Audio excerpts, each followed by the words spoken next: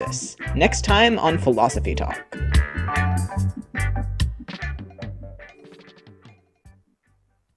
Listen to Philosophy Talk every Tuesday at noon on KSJE 90.9 FM, Farmington. KSJE is supported by San Juan Regional Medical Center. The most important ingredients to sustaining health and wellness are the resources and tools that help you live a vibrant and healthy life. At San Juan Regional Medical Center, the goal is to promote health by making sure those resources are available. Find the path to the best life at lifebetterhere.com. San Juan Regional Medical Center. Better is our mission, improving lives through personalized health and care.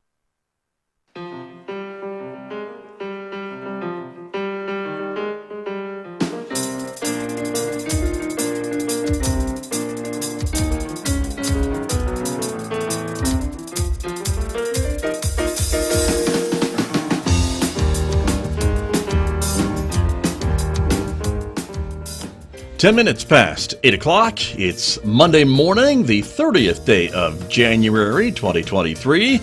Good morning, everyone. I'm Scott Michlin, and thank you for tuning in to KSJE 90.9 FM over the air, of course, here in San Juan County, New Mexico. In Durango, Colorado, you can always listen to us over the air at 103.3 FM. And if you're anywhere else on the planet, never fear. Just go to our website to tune in, KSJE.com, or guess what? You can ask your smart speaker to listen to KSJE as well. Coming up this morning, our topic today is going to be local history, and my guest, Connie Nordstrom, is back with me, the local author. She's written a new book now that's been published by the San Juan County Historical Society, all about Farmington's Greenlawn Cemetery, and we'll learn about the stories she discovered coming up this morning, a little after 8 o'clock here on KSJE in the next few moments. And then, of course, later on this hour, I'll be checking in with Lewis Campbell from Synergy Computer Systems. It's our Monday Reboot segment that's coming up today at 8:50 a.m. right here on KSJE.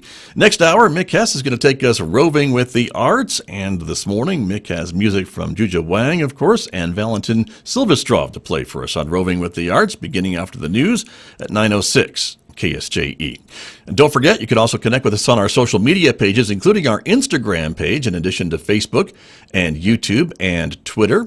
And of course, if you're a podcast person, you can subscribe for free to KSJE Podcasts, wherever you listen to podcasts, places like iTunes and Spotify and Google Podcasts. The list just goes on and on and on. So do check us out there as well.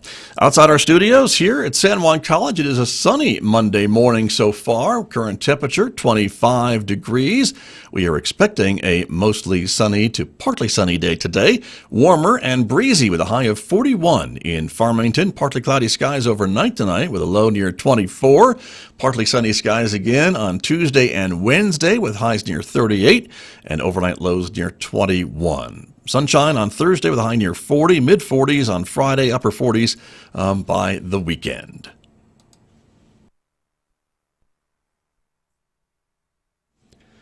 Joining me this morning to talk about her latest book about the history of Farmington and San Juan County, Connie Nordstrom is back in Studio A with me this morning. Good morning. Thank you, Scott. Good morning to you. Welcome back. Good to see you. Thank you. You bet. Your latest book is all about Greenlawn Cemetery in Farmington. And so for folks maybe who aren't sure what I'm talking about, this is the cemetery that's on Dustin Avenue, right there almost to 20th Street. You and I are very familiar with Greenlawn Cemetery because I know we were both part of Dining with the Dead last year. And it is kind of the final resting place for a lot of, I would say, prominent and not so prominent citizens. That's right. That's totally right. And so you've been working on this book now for how long? When would you say you got started? Probably, I started the research 3 years ago. Okay. And it was because of Jim Easley. Now, Jim Easley is one of the citizens that I featured in my book from Bust to Boom. I mean, not Bust to Boom, but I remember Farmington before the boom. Right. And Jim turned out he was just fabulous. He's passed, but he was a storyteller and he remembered everything. So he told me stories of his life here, but then it turned out he was caretaker of Greenlawn for 25 years. Oh, so he had a lot of stories. He had a lot of stories, and we started talking about Greenlawn, and I thought, I think I'm going to write that story. So that's how it started. Interesting. So that's what got you interested in writing about a cemetery and the stories that kind of came from that. Right. But after I talked to Jim, I started walking around the cemetery, and it is a beautiful place. That's true. It is a park-like atmosphere. I mean, it's well cared for. I think it's important to know that Greenlawn is a community cemetery. The board are all volunteers. Right, it's not owned by the city necessarily. No, it's owned by a private organization. It's owned by us. It owns by everyone who has a lot in Greenlawn Cemetery. Right. And it was always that way. Gotcha, right.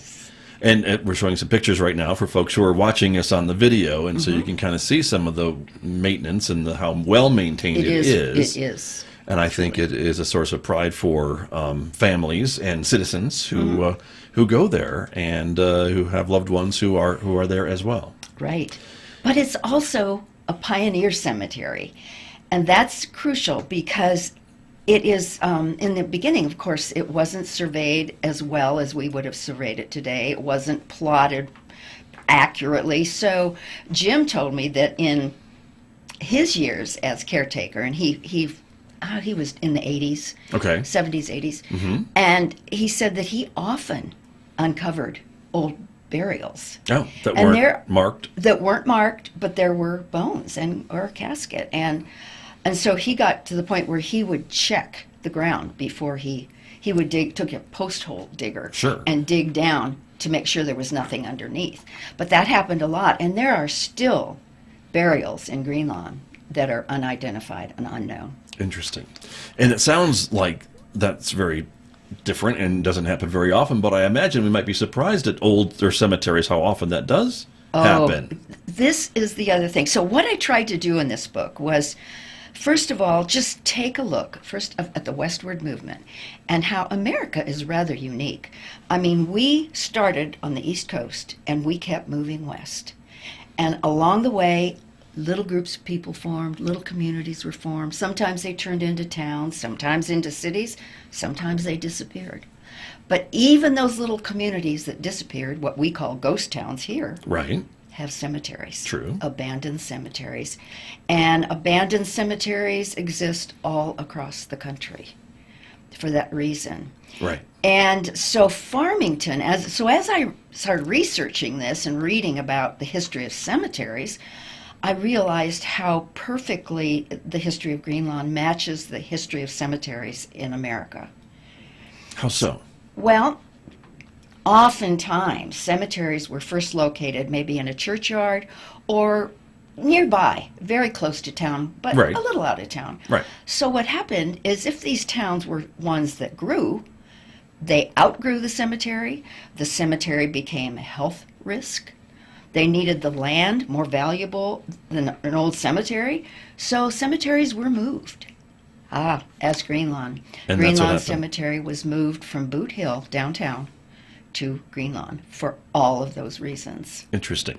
And so Boot Hill is the area that's now known as, it used to be known as the old Tibbetts. Yes, it's Football the field. mesa where Tibbetts School sat. If you can imagine back before there were houses and streets and everything, the streets out of town were dirt, and they went gradually up, especially Hill Avenue. Right. And that's where all the schools were located, and then expansion just kept continuing. And But north of Apache, there wasn't anything, and that's what we're talking about. that's right. There was nothing north of Apache, and that's where the cemetery was. Right, and that then became the Apache, or I'm sorry, the old Tibbetts football field. Right, if and you then will, the high track. school. It was also Farmington High It School. was Farmington High School for a time. That's true, and right. of course now the school is gone, the track is still there, but that was a cemetery, and then those graves were moved to what became Greenlawn. But not all of them. The graves that were moved were likely marked. They had likely been the graves of prominent citizens or someone wealthy enough to have a proper stone. But probably, I can imagine that those graves were maybe covered with a pile of river rocks or a boulder, a big Right. boulder, or a wooden cross. And those things are not permanent, especially wood markers. Right. They just disappear in time, and rocks get scattered, and We don't know who they were. And that was the case with Boot Hill Cemetery. And but it just got too close to town. They needed the land for schools. And it was a long, involved process how they acquired, how Sure. the land changed from Boot Hill to the Greenlawn area. Right. But I know I don't know because I'm not that old, but I would assume that people that were moving these things were trying to do it as best they could from the records that they had at the time. I'm not sure I understand that question. Well, the folks that were in charge of moving the graves were going off of the records that they had at the time, and that's the best they could do. There's no records. Oh. It was just kind of a... We think he's over there. It was probably just not written. There's nothing about it in the newspapers. Sure. So From the it was time. just kind of a thing that wasn't talked about. Right. Moving graves, that's kind of, Yeah. But graves have been uncovered all over this county Of course. as development. Sure. All kinds of graves. Native Americans, but a lot of white settlers who are buried in little plots, all Right. around the county. That's true. But it is interesting to know. I'm going to give you some dates here. Okay. 1875 was the first movement of any kind of white settlers into San Juan County. The first settlement... That's when the federal government kind of opened it up for... Well, actually, in 1876, Oh, it was so even opened before up then. for homesteading. But Right. the year before, probably because they'd heard this was coming, Gotcha. bachelors, two groups of bachelors moved into the area. One on the peninsula, which is where the Animas and San Juan rivers come together. Mm-hmm.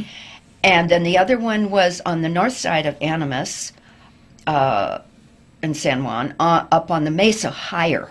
Okay. So the Junction City on the peninsula was quickly abandoned because they couldn't cross the rivers. Right. In high flood, it was a treacherous thing.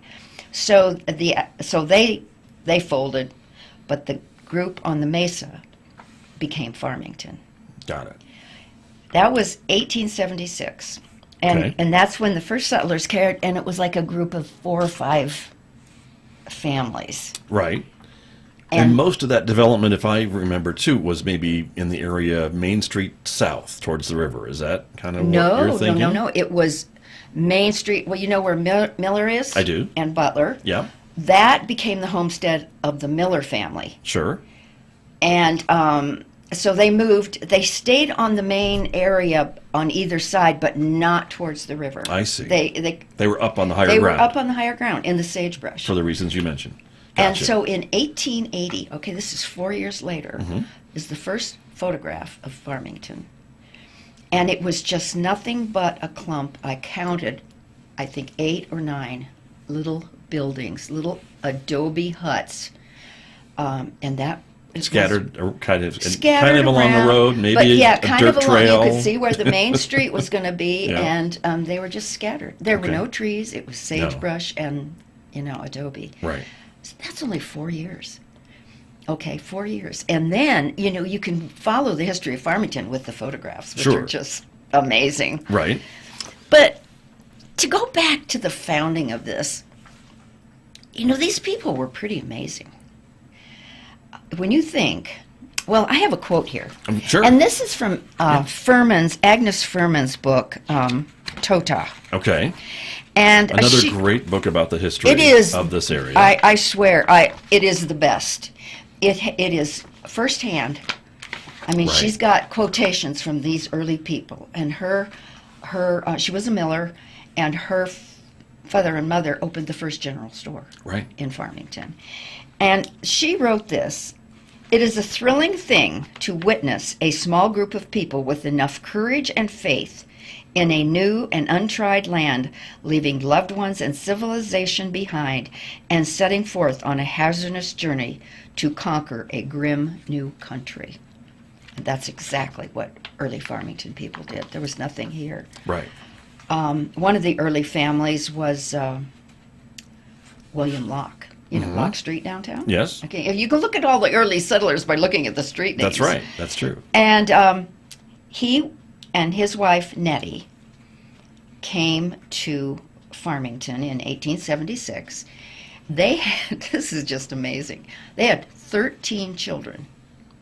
Now, Nettie Locke was this petite just kind of a little plump ball of a woman, but she was tough. To have 13 Think you children, had to be, right. To have 13 children, she was a survivor, and her husband was prominent in the development of Farmington. Right. In fact, he was on the cemetery board, the first cemetery board. Okay. So I say that the people are amazing, because when you think they came here, a few little adobe buildings, a general store, nothing else. Right. They laid out a town plat by 1879. That's 3 years. Mm-hmm. So these people, whoever they were, whoever their skills were, they stepped up. They platted a town. They donated land from their homesteads for churches, for the community, for the town. Mm-hmm. And they did whatever they needed to do. They got involved in law. They were sheriffs. They got involved in churches, in schools, formed literary societies. Whatever wasn't here that they wanted to have here, they built, they made. Right. They there was established nothing it. here. Hospital, library, Right. what have you, right? So, Yeah. one of the early families, I find this extremely interesting, was the family of James and Eliza Vaughn. They moved to Farmington, but along with all of their children, I can't remember, 4 or 5 probably, and they had 2 married daughters. Sally Vaughn, who was the wife of Pierce, Okay. the general store, Right. and A.F. Miller, Sally Ann Miller. So, these people intermarried. Of course they did, because there was Who else was nobody else around? here. Right, yeah. Right. So the Locke family became incredibly influential. Mm-hmm. And in fact, I'm going to tell this because I love this story, and I hope Annette listens to this. But Annette Randleman has been a friend of mine for 40 years. She knew of my love of history, but she never mentioned anything about her family. So I told her I was writing this new book about Greenlawn. She says, "Oh, my mom and dad are buried in Greenlawn." She said, "But actually, my whole family is buried in Greenlawn, and my mother was a Locke." I said, "What?" Annette, I practically beat her over the head. I said, "I got to have your story." And her grandmother, Hattie Locke, was the youngest child of Nettie and William Locke. The pioneer family who came Yeah. to Farmington. Right. Interesting. So it just spreads in this town. I think it's because a lot of people stay, a lot of people come back Mm-hmm. as they mature and maybe start having families of their own. Right.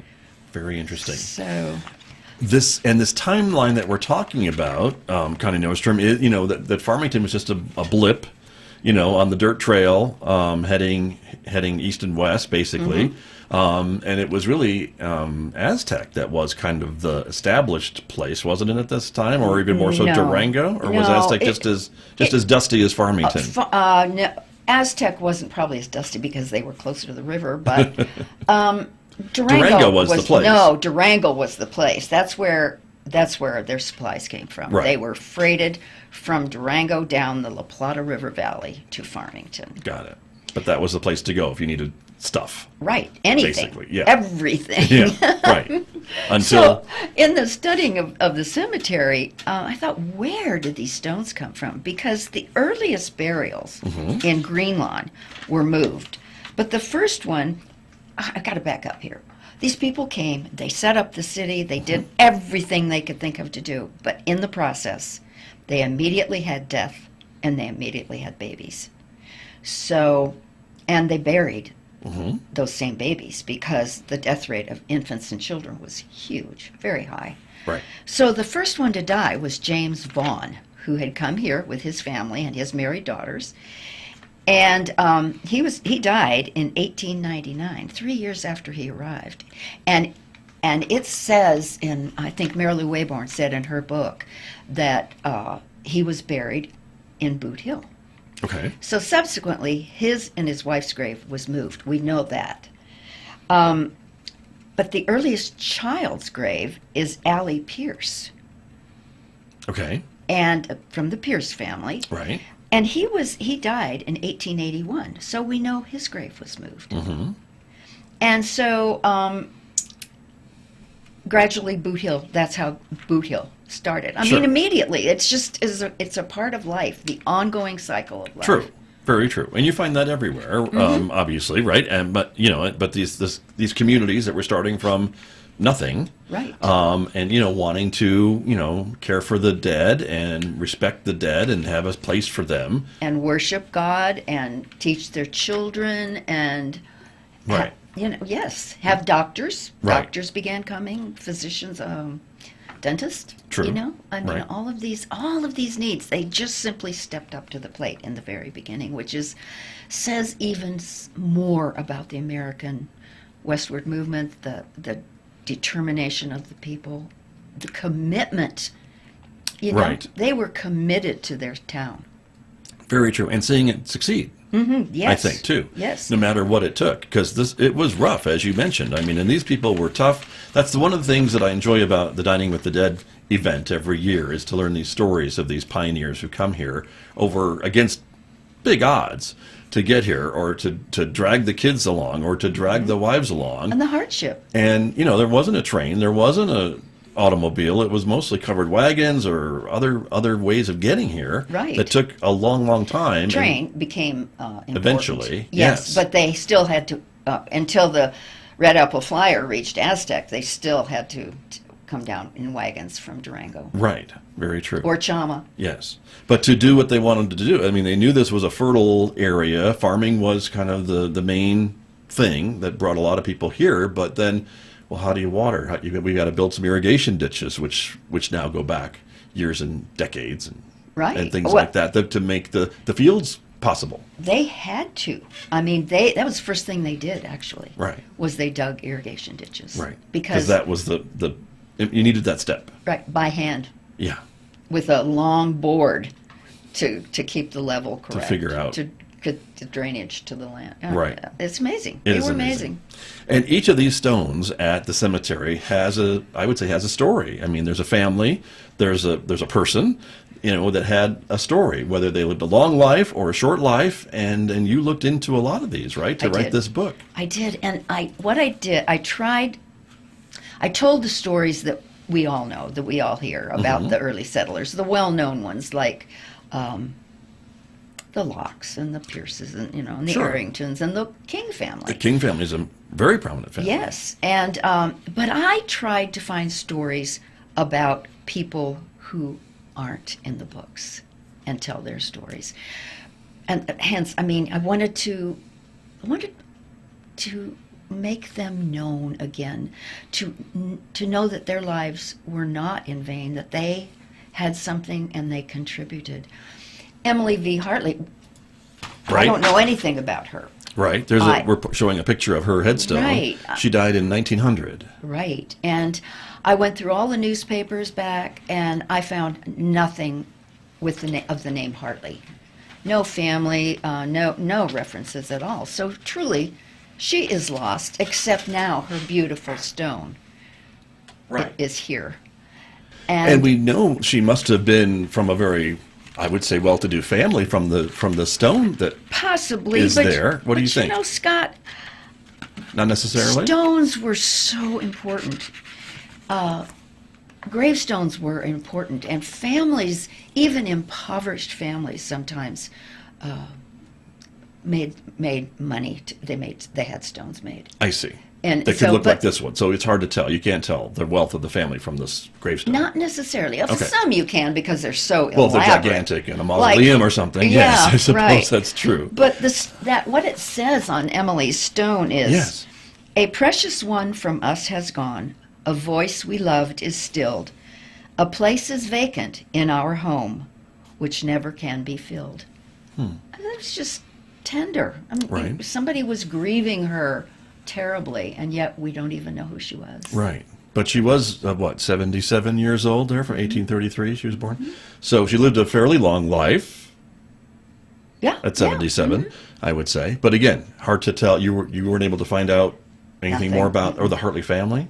Nothing. Okay. Nothing. Interesting. No. And at the back, there is a picture on the back of the book. You don't have this, but It's by the old pedestrian gate. Mm-hmm. And I just found it to be a haunting obelisk. It's dark, it's weathered, you can't hardly read it. Hold it up in front of the camera here, but yeah. And his wife died in 1899 and built that. I mean, it's marble, it's weathered, so marble weathers and Yeah. it sometimes just disappears. Right. But I don't know, I couldn't find anything on that family either. I thought, Okay. well, I'm going to look up Woodward, and nothing. Huh. But then I had successes. Right. Searching information. Nobody has heard or talks about S.L. Harwood, but when he died, it said, the newspaper said, if I can find this, that we have lost an old pioneer, and he came here really, really early, and his life story is told through the cemetery in many ways. His wife had a boarding house on Main Street. And but he lost 2 little daughters whose graves were also moved, I believe, because they were sinking into the ground. Or if they weren't moved, they were Repaired or something. Or I think Jim Easley stabilized. did a lot of that. I see. Jim Easley went in there and straightened tombstones and lifted them up out of the ground when they were sinking. And but anyway, the Harwood family was very influential. At his funeral, his pallbearers were Thomas Arrington, Franklin Pierce, and A.F. Stump. Stump family is another one. So Right. I've just had a ball. And Right. I tell you, doing research like this is going down a rabbit hole. I bet you look for one thing and you find Find five more. something else. And then Yeah. you find yourself, 3 hours later going, what am I doing? What am I doing? This just isn't even important, but it's so interesting. And now you have maybe material for 5 more books. Who Oh, knows? No. Okay, maybe not, but all right. Well, Connie, what do you hope folks will glean from this book? I mean, you've written a few now, and so from this one, I mean, more about the pioneers, or just about our town, or the spirit, or all the above? It's all the above, but it's really about life and death. And that we all are on that journey. And I just did a presentation at the Bridge. The Historical Society donated a copy of all of their books, because these books are easily read. Right. They're full of fascinating stories about the area. And I had the idea that the women in Greenlawn, the women in the Bridge, chose to stay in Farmington. I said this to them, and I said, some of you probably are here because your daughter said, Mom, you're moving to Farmington, or whatever in your later years. But they agreed. Everybody lit up. They are in Farmington because they choose to be. And I said, your final resting place might be this cemetery. And we had a great discussion about that. But that also, and the indomitableness of pioneers, of the history of our town, all of it, but especially that the people in cemeteries are real. They lived, they died, they had babies, they cried, they laughed, they got married. They're real. And sometimes we look at cemeteries and think, ooh, who wants to go to a cemetery? Right. But there's a lot. There's stories. And in fact, when I walk through Greenlawn, and you see the names on those stones, the family names that are still prominent today, or around today, or maybe streets are named after them today. The Allen family, there's another one. Right. King, you mentioned, I just wanted to mention Troy King Road, that a lot of folks would recognize, certainly, that part of the King family. Right. And so many others that are here, and just, takes a little bit of looking around. And just for people that don't know the stories behind these families, books like this and the other books that have been written by the Historical Society really help kind of fill in the gaps, I would say. Yes, and I have to say that although there are many stories in this book, all of the stories are not in this book. In fact, the King family, I Right. did not put in this book. I did the research, but I ran out of room. Yeah. And it was just, I couldn't do everybody. Right. But I am talking about the King family in a very significant way at my presentation to the Historical Society. Very good. And let's talk about that before we run out of time, because that's coming up, right? Right, that is coming up. That is the 8th of February at 6 o'clock, 6 to 8, at the Civic Center downtown. Farmington Civic Center. Yes. And folks can come and sit in. I will be talking about my book, and they will be selling the books, and all of the books of the Historical Society. Nice.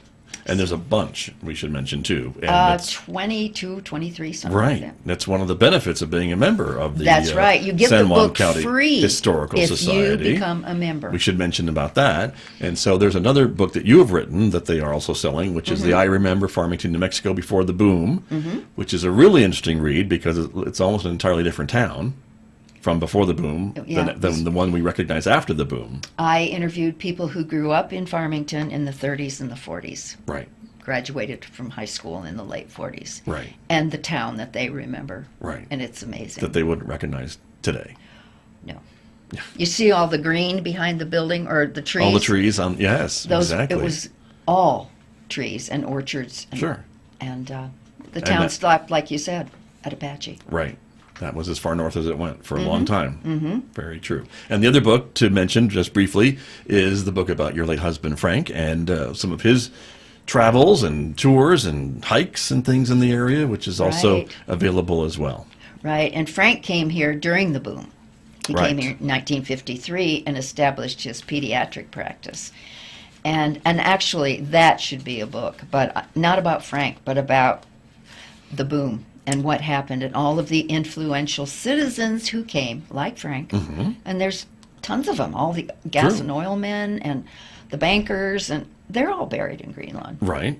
It's a whole nother, I like to think of that movement in the 50s as the next wave of pioneers that came to Farmington. Well, that's very true, because they were really trying to, work on the oil and gas fields that were being developed, and there was a lot of unknowns at that time and a lot of struggles, I think. We hear the stories about how there were so many people moving to town, they didn't have enough schools for everybody. The kids went to school. They didn't have a place for them to live. Yeah, they were renting out sheds, I think. They started cutting down orchards to make housing developments, and the schools were exploding, and kids went to school in the mornings and the afternoons because they didn't have room for all of them, right? That's right.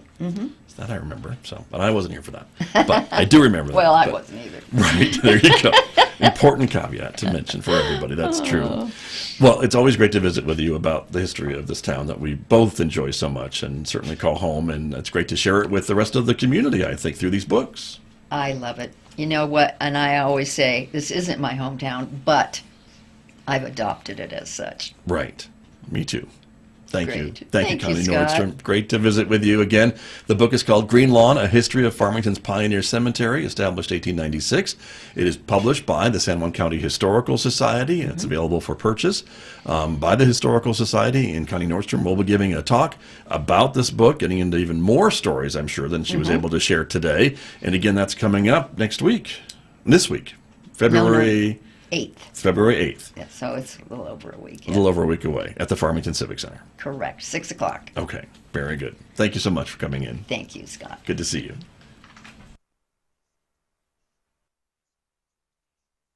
KSJE and San Juan College present the Student Success Coaching Tip of the Week. Hello, this is Emin Chi from the Student Achievement Center, bringing you Week 3 Coaching Tips of the Week. Making it a routine, getting yourself into a study routine is one of the best ways to make sure studying becomes a part of your everyday habit. Figure out what time of the day works best for you and make a real effort to dedicate that time to reviewing notes, videos, and other related resources. Also, pick times during the week to try out your studying.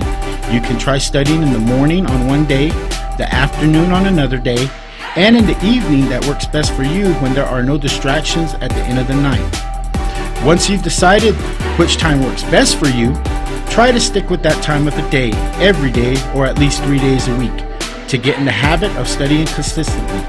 You might wind up rearranging your routine due to extracurricular activities, times with your friends, and other commitments. But be sure to prioritize your studies and get them done in one way or another. The Student Success Coaching Tip of the Week, presented by KSJE and the Student Achievement Center at San Juan College. KSJE is supported by the Farmington Civic Center, presenting Our Planet live in concert on Saturday, February 11th at 7:30 p.m. Combining HD cinematography with all-new orchestrations by Oscar-winning composer Stephen Price, performed by a live onstage orchestra.